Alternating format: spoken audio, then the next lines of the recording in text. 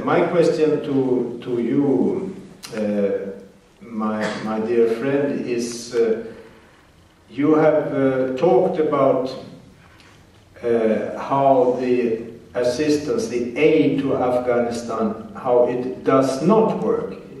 And I know you call the NGOs, non-governmental organizations, you call no good organizations, because they squander too much money, they use it for the wrong purposes. But how do you think that Sweden should help Afghanistan? Do you have any proposals? What can we do? I was Minister of Planning 9 months, and when I started my job in the Ministry of Planning, I received a lot of reports by NGOs, now governmental organizations, about their activities in Afghanistan. In paper, it was absolutely very well. I was very happy. I said, it is a good thing in Afghanistan. They said we built in this place school, in this place hospital, in this place road, in this place walls. And when I left my office, I started to visit the district of Kabul after some provinces. The situation was a disaster because 90% of report, it is wrong. For example, in the report there was a school in this place. When I went, there is not school. Or the school, there is school, but very bad quality. For example, we cannot use a door.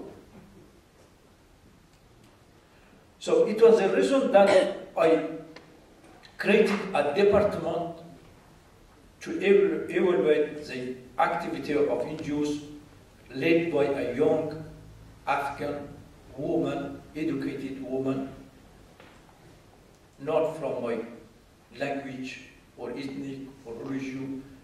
I give her a lot of power to start this war.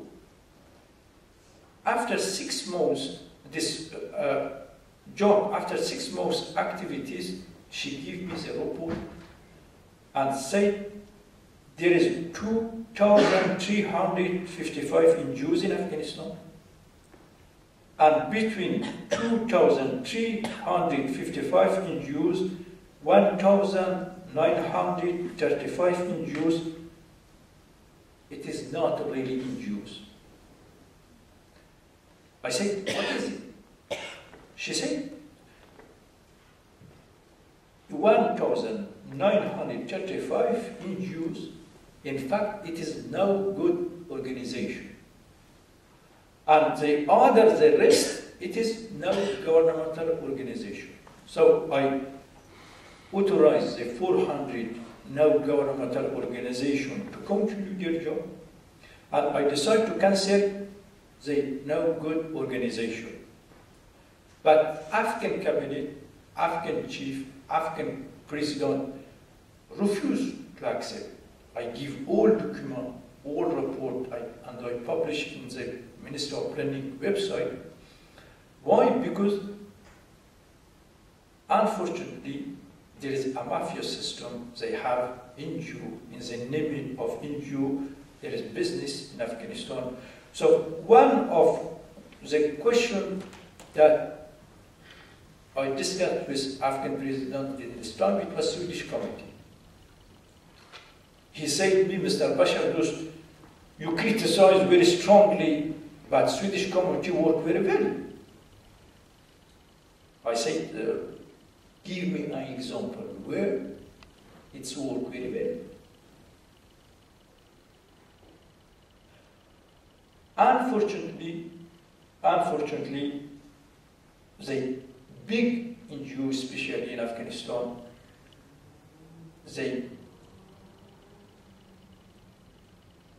they are a part of this corrupt political system. because they must give money. They must have relationship. If they have not, they cannot. And it is the reason that a part of the money goes in the pocket of corrupt politicians and other elements. So in this political system, I think it is very difficult to do something for Afghan ordinary people. And it is the reason I said the solution, it is a deep change. A deep change by election. The election, it is the best way to change the situation. But election, not a comedy. Someone said to me, when I was a student also, we discussed with our professor or other friend in the university. They said in third world it is very difficult because they cannot read. I say it is absolutely possible. Because we have no problem with the man or woman that he or she cannot read or write. He or she arrive and work and go in his home or in his farm or in his shop. Who organize the fraud? The minister, the governor, the vice president, the MP. So these people, they have PhD, master of France, of America, of other countries. I'm absolutely sure if we have a transparency, honest, and general election, the warlord cannot have the word of his son. Because Afghan warlord started to kill, to take by force the guns, to take by force the land, first in his village, against his own ethnic.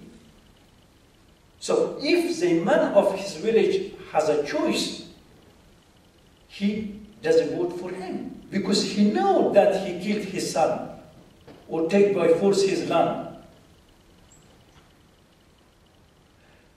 It is absolutely wrong that international community say we are not choice, we must work with the warlord because they have power. Yes. Who give this power? International community. This community said they have money. Yes, absolutely. Absolutely. More than probably $1 billion every month. But who give this money? The money of American taxpayers, Swedish taxpayers, French, Japanese, and other taxpayers. I never see a warlord work very hard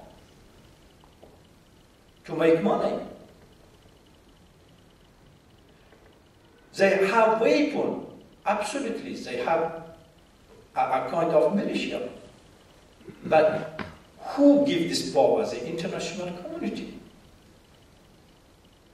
I'm absolutely sure without 150 bodyguards, a warlord, he cannot go in his own village. And it is time that the international community stop to support by dollar or scroll, I think, no, or yen, or euro, or pound, and stop to keep the security of a governor that he is against human rights. I said to a diplomat, I said, your soldier, the human rights warrior soldier, he keep in the night, at 1 o'clock, for example, 2 o'clock, the security of the house of a governor, that in this time he is with a girl that her age is 10 years or 12 years, but he took by force. And in this time, you keep the security of his office or his home.